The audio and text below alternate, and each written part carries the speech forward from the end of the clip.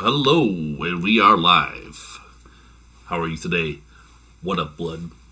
It's your boy, your man's Michael O'Keefe, aka the Movie Mystic. I hope you guys are doing well tonight. I'm doing the pre-show. Been doing this. This is the third time I've done it. I'm doing it. I did it in January. I did it at 11 p.m. So I made it like a literal pre-show. Like, it's about to go down sort of thing.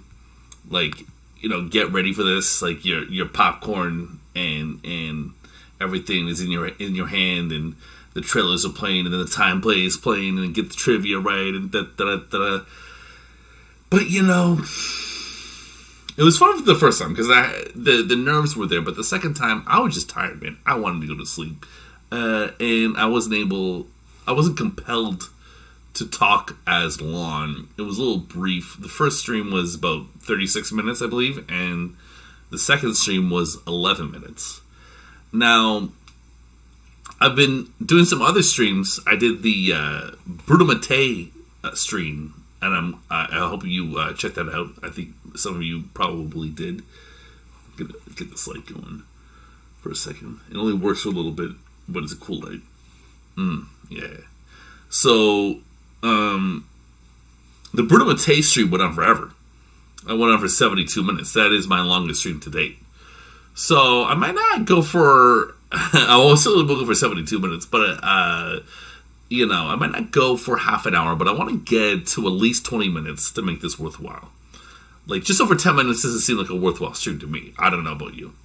That is just like what I think, okay? We gotta give people some time to get over here and see what's good. Get something meaningful out of this stream instead of just, checking the box and pass out. I don't want that. I don't want to half-ass my streams. This is... I refer to CKCUFM 93.1 as like a sacred airwave. And, YouTube is like that too, man. Come on. Let's get real. Let's be real here. Most of y'all are on YouTube, not CKCUFM.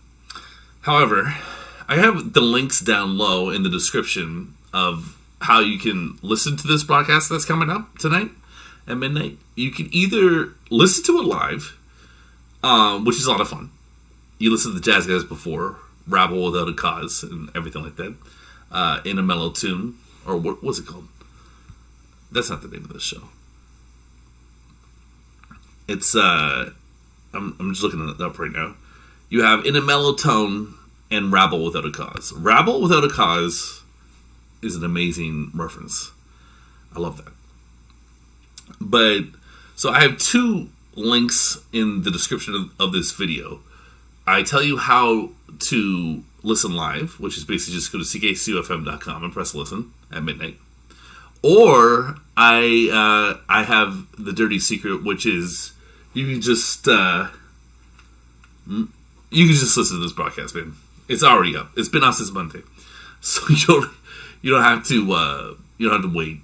Like I didn't want to wait to do this stream. You don't have to wait to listen to this broadcast because nobody's at the station. Nobody programs live anymore on CKCU. We are just like podcast hosts doing our thing at home, putting it up there, and then it goes live, which is great. I love that it still goes live. However, the creative process is totally different now. So I'm going to break it down. The first thing I want to do before getting into the meat of it is to talk about the tunes, and then also the picture I selected for the broadcast, which is called Welcome to the West. I'm going to explain that in a bit. So, and then we'll get into the guests and my first guest, the reviews, and then my other guests, and yeah. So my theme song obviously plays, which is the NYC main title from Cannibal Ferox by the great Roberto Donati, which we learned with my interview with Giovanni Lamberto Radici. Is a fake name. It's actually a woman who made this song, which I thought was interesting. So we got that. But then I also have I start things out with the reviews, Vinegar Syndrome stuff in American Genre Film Archive, and I basically there are there's the Don't Go in the Woods like review, which is an 80s slasher movie. Then I have the 3 Forgotten Gialli Volume 2 movies being reviewed. And then I have the Drug Scare movies from American Genre Film Archive reviewed. So I kind of...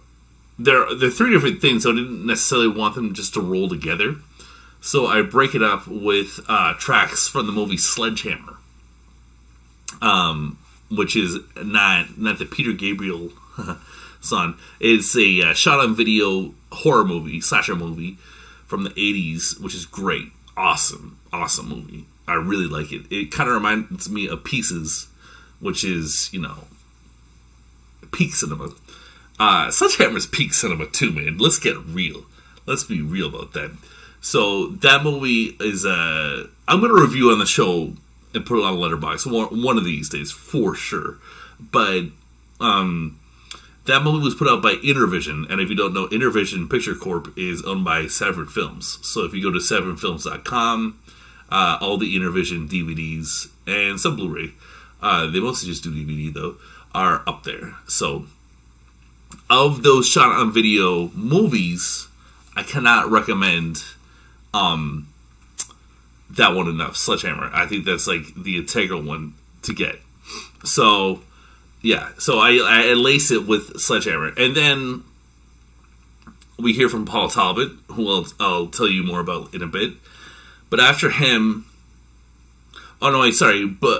shit, and it's before him. Excuse me. I play 3 tracks.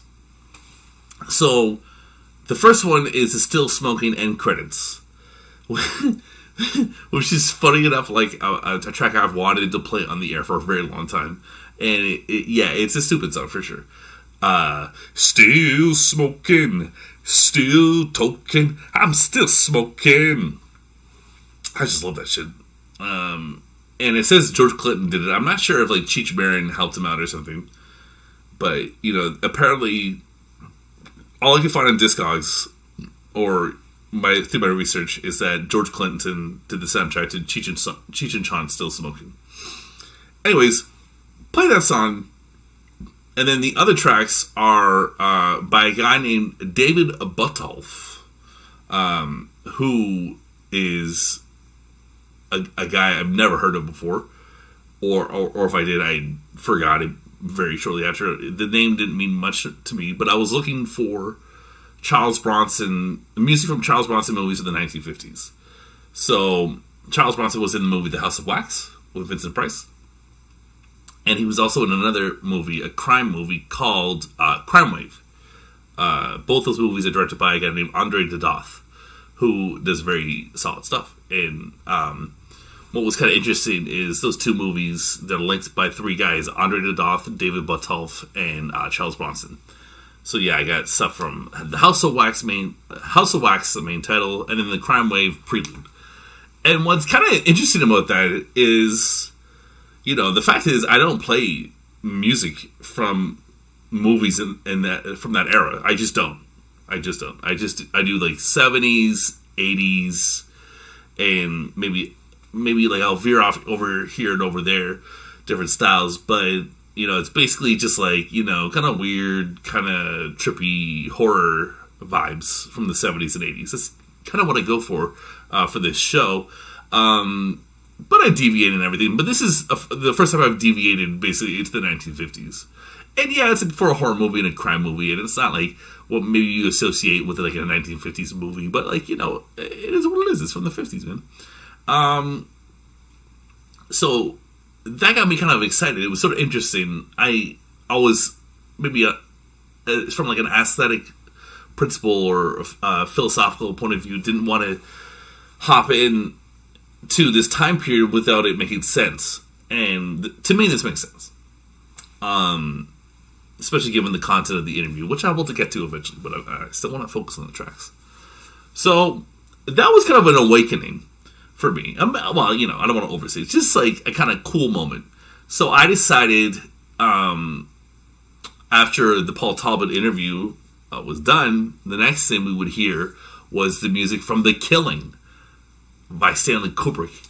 And that's like my top, it's probably like my second favorite Kubrick movie. I love The Killing. It's my favorite 1950s Kubrick movie. And this says a lot because Paths of Glory came out the next year. And Paths of Glory rocks, man. Come on. But The Killing is my jam. The Killing is my jam. I like it more than A Clockwork Orange or like 2001, I think. I think it just better. The only thing better than that is Barry Lyndon and Eyes Wide Shut because it's running for its money too. But I love The Killing, man. I just think it's such a well-constructed movie. It's so tactful. It's so purposeful. Everything's purposeful.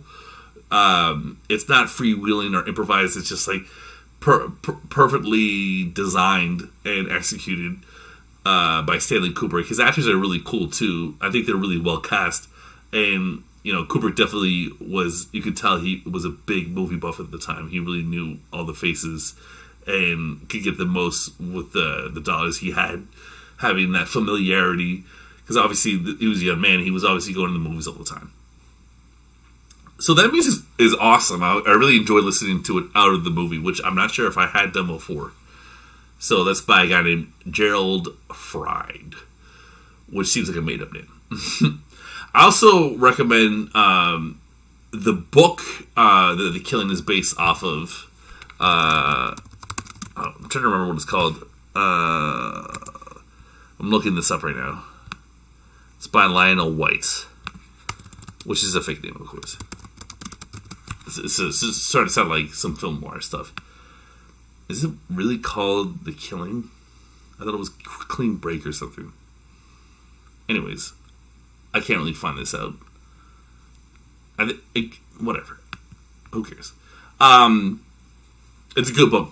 Read the book. Come on, read books.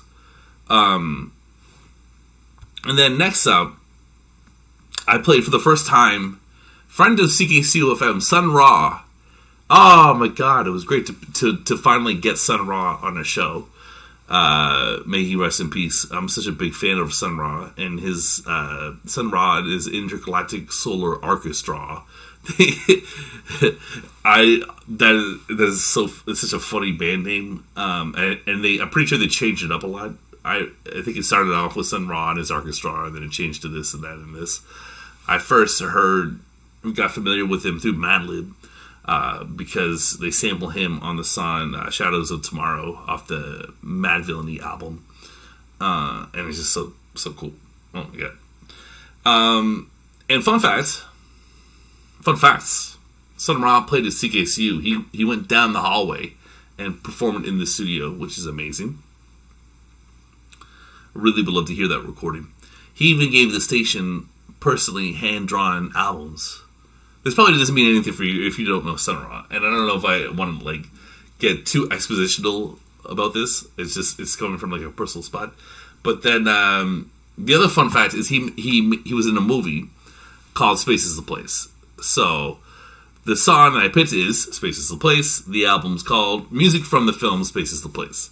Now, I don't like this movie, man. There are cool scenes in it, and they sample it actually in Shadows of Tomorrow, that song I was referencing. But that movie stinks, man. It just doesn't move. The actors are just not into it, for sure. Besides, Sun Ra, of course. But, he's a cool presence. That doesn't mean he can, carry a movie, I think there are reasons why people don't talk about that movie very much. I think it's because it's not great. But I love Sun Ra, man. And that ties together well with my guest who we hear after that song. Her name is Dia Janovic. And her movie's about the resignation syndrome, which I want to talk about in a bit. A lot of teases, I know. However, resignation syndrome kind of reminded me of Afrofuturism, because Afrofuturism is about alienation and displacement, and identifying with outer space as a place where black people need to be. while resignation syndrome is basically your situation is so intense you go into coma. So I think you can trust the parallels. And her movie is actually called Wake Up on Mars. So space is the place. Wake Up on Mars. Come on. Whatever. Excuse me. That was revolting. I'm doing that. What's that philosopher's name? And whatever. He always sound like a chump. The next track I play is from Christoph Penderecki. Excuse me, and it's from the Shining soundtrack. So, Space is the Place is like straight up jazz. Afrofuture is cluster jazz, but jazz nonetheless. It doesn't really sound like movie music. It's like more popular music. And then this track by Penderecki is very classical cluster stuff. It's like very intense, but it is the movie The Shining. It's dope. Penderecki has been on Mystic and Sphere before. I played the song Threnody for the Victims of Hiroshima in 2019 and referenced it loosely to the Twin Peaks soundtrack. Even though it's not on the official soundtrack, it plays in the show. I do that sometimes, I'm not going to lie. Because sometimes they ask for albums and labels, and there legitimately is not one that I can find, at least. And then finally, wrapping up this soundtrack conversation, which has gone on for a while, I play Keith Emerson music from the movie Inferno, which I'm a huge fan of, and I've talked about before on the radio, but, it's the low-key, minimal, vibey Suspiria. And, I mean, come on, what more can you want from life? These are the fine things. And the music rocks, of course. It's like not quite as good as Goblin, but that's the whole point. So, the broadcast is called Welcome to the West because it looks at Charles Bronson's early career in the 1950s and looks at his parents' immigration status, especially during that time of the committee, the Anti-American Activities Committee, and the fact that Charles Bronson during this time changed his name. His real name is Charles Bukowski. Or Buchowski, I don't remember. But, it sounds Russian. Come on. Let's be real here. And Bronson sounds very American. And then also Wake Up on Mars deals with, immigration. Rough immigration status stuff. So welcome to the West. And I've got a picture of Jeffrey Allen from the movie This Stuff Will Kill You, which is hilarious. So I thought I would show you something. It's my first prop on these live streams. The Herschel Gordon Lewis box set. This is how I heard of Jeffrey Allen. So, this is a great box set. I picked this up in Montreal in 2018 at Fantasia. It's beautiful. And I'm pretty sure it's in the second row here. I don't want to go through both of them. But you have these two things like this. And you open it up. And you've got these great images. And so you get Just for the Hell of It, She Devils on Wheels. And then you get How to Make a Doll, shitty movie. The Wizard of Gore, mwah. And then you got This Stuff Will Kill You. There you go. So that's I'm looking at this right now. It's sort of the same picture. It's amazing. This Stuff Will Kill You. Wow. Who'da thunk? Who'da thunk? The great Jeffrey Allen. I really only think of him from 2000 Maniacs. But This Stuff Will Kill You is fun too. So yeah, if you can, try to get your hands on this. If you gotta spend $500 on eBay and money is, sitting around, go ahead, man, come on. Come on, live a little bit. So let's talk about Charles Bronson for a second. Paul Talbot wrote these two books, Bronson's Loose, The Making of the Death Wish Films, And then Bronson's loose again on the set with Charles Bronson. So those are his two books, but he's also produced Blu-rays, not just doing audio commentaries, but getting guests. And he's a very thorough researcher. He gets an insane amount of detail out there. I imagine in his writing, I mean, that's what he tells me. And having interviewed the guy, he is detail-oriented. He does not opine. He does not, like, really go for his take or just, like, talk about, you know, his opinion on it. It's just like the names, the dates, and opinions or opining from the people who worked for Charles Bronson. And I like that, like, back to basics, you know, raw journalism that he does. So I did interview him in August about Charles Bronson. That's his topic. I wanted to talk to him this time about Steve McQueen. But he told me, Michael, I love Steve McQueen, but he's not my area of expertise. So I'm thinking, you know, God, what do I do to get him back? Because, you know, I want to talk to him again. And straight up, that interview we did together is doing great on YouTube. By my standards, at least. You know, I'm not, you know, Mr. Submachine. I'm Submachine Gun Mike. I don't have the crazy subs. I'm sitting at like 115 today. But, you know, hopefully I get that 1,000 subs, man, and give me the YouTube money. So, you know, there is a little bit of cynicism there, I guess. But I was happy to talk to him again, and it ended up being a great conversation. We talked about Charles Bronson in the 1950s, which is a really it's everything he did up until the Magnificent Seven, and it's a really interesting period to talk about because maybe you'd think there isn't much to say. There's some movies, but it's a lot of like TV appearances. Like one played the toughie in like one show or whatever. He did a show, The Man with a Movie Camera. Not too many seasons, you know, but there's some good stuff in there, and we were able to really accentuate it. My favorite one is Machine Gun Kelly, not the rapper, the movie from the 50s, directed by Roger Corman. That's what kind of opened up my eyes, and then the Andre the Doth stuff is cool too.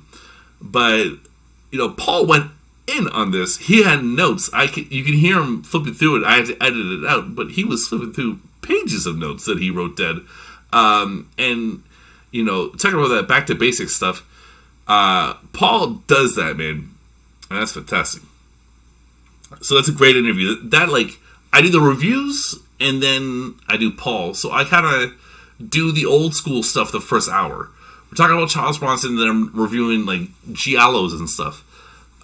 So it's, like, really old school, you know, the stuff you know I'm obsessed with, if you know me.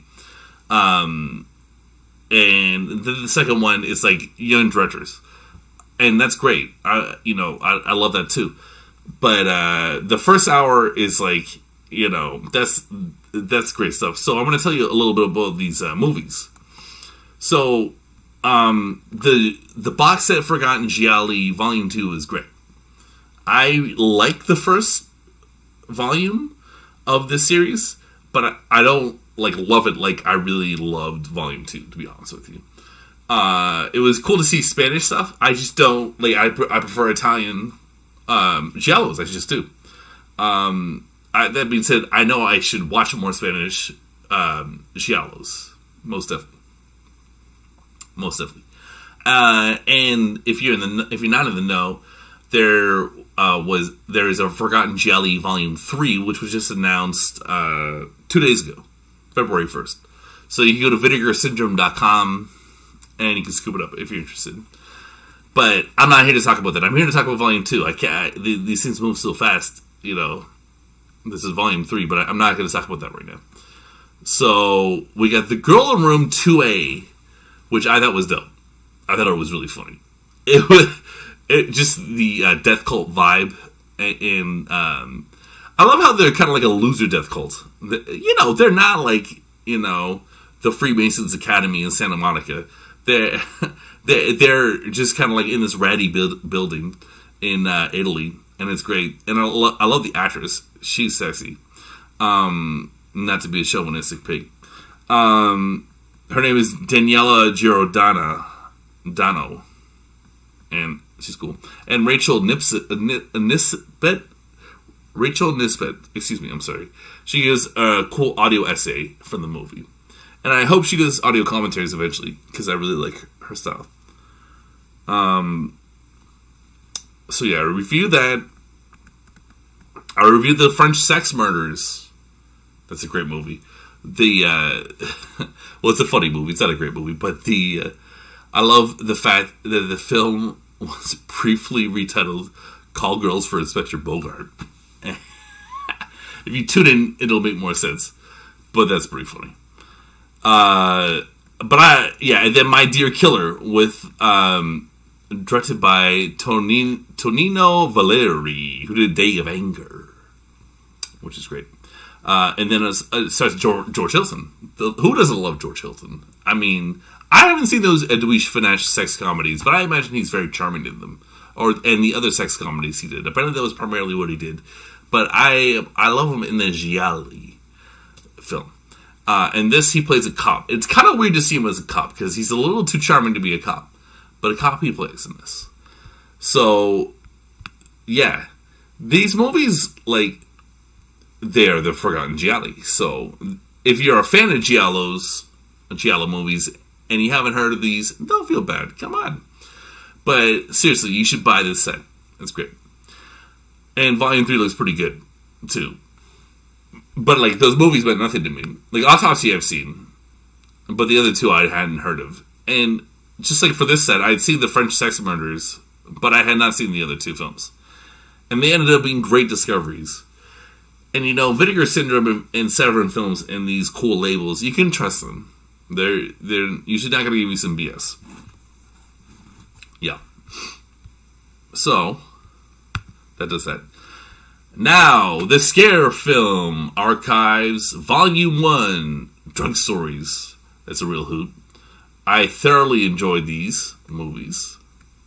And there are 11 shorts. And I legitimately, I dead ass reviewed all of them. So, my reviews are not very long. My average review is like a paragraph. It's 4 sentences. And for shorts, like what we have here, they're 2 sentences. I just hop in and hop out. It's a lot of writing, man. And I like to just get to... When you read an article, you can tell what the word count is. Because generally, they're just trying to give you a synopsis, and then at the bottom, they'll give some observational flair.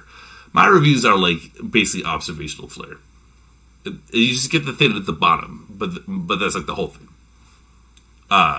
It's just like one thing that I fixated on with the projects, and then I kind of make that my review.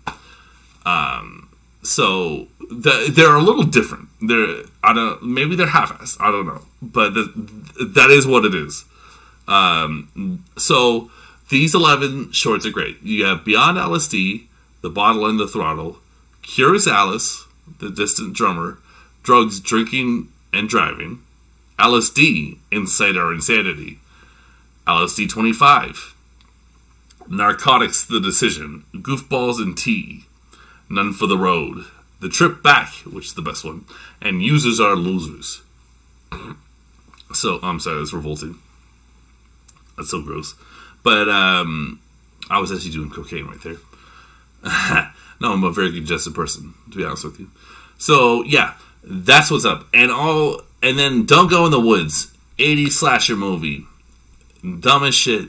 Fun, though. And you'll learn more in my review.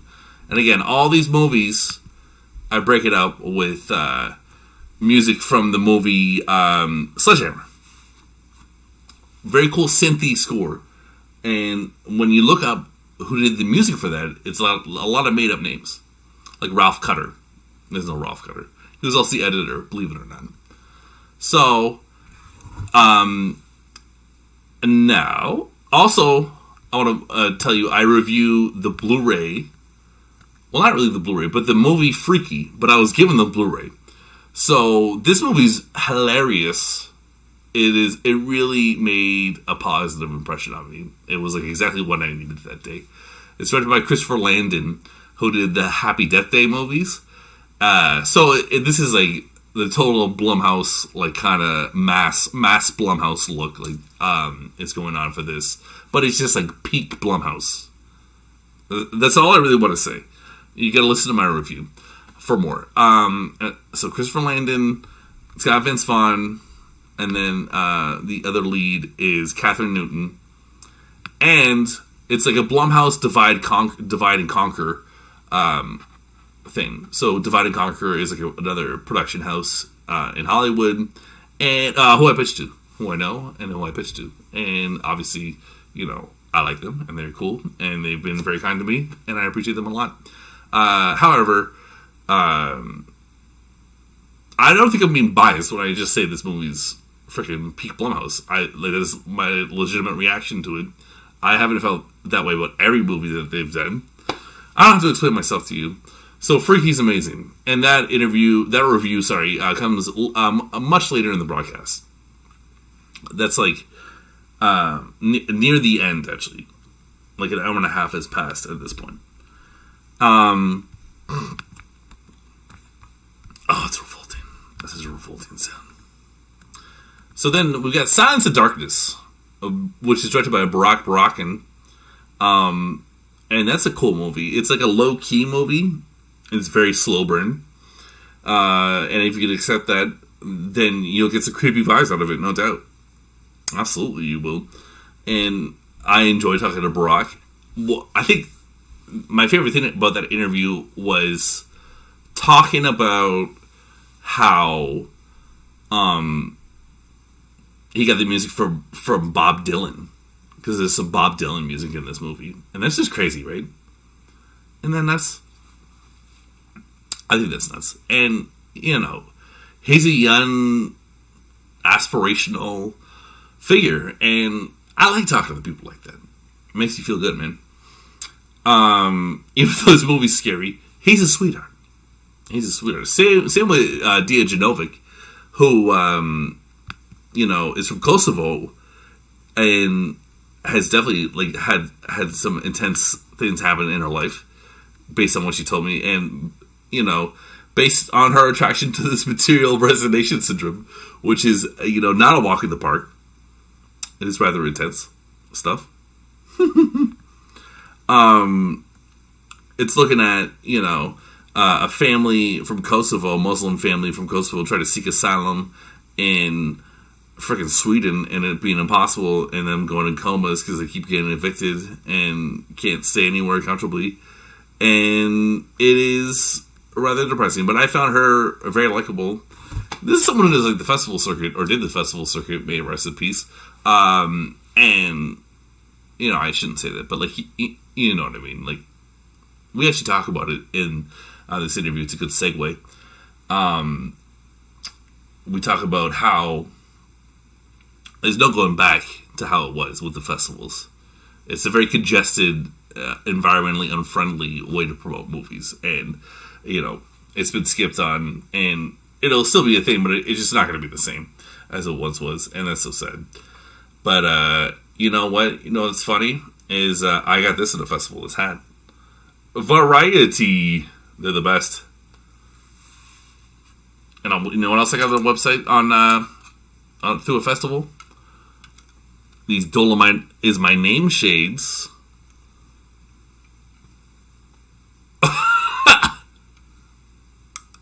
They're a party. They're great. So, I don't know what else to say. I think I kind of covered it all. We get the tunes. We got a lot of good tunes. We got Paul Talbot, who's just a fantastic journalist, film journalist, and who, if you have a passing interest in Charles Bronson or like old movies from the 50s and 60s, you're gonna love this. This is a real deep cut gold mine right there. He's never been interviewed on this topic before. He's a Charles Bronson expert. He's never been asked to talk about this before. I can guarantee you that. And then you've got the director of Silence of Darkness, as well as Wake Up on Mars. So, and then I got the reviews from Blumhouse, American Genre Film Archive, and Vinegar Syndrome. So I really hope you guys either tune in live, or just listen to the podcast right now, because this is available. So this is it. I'm out. Be well, guys.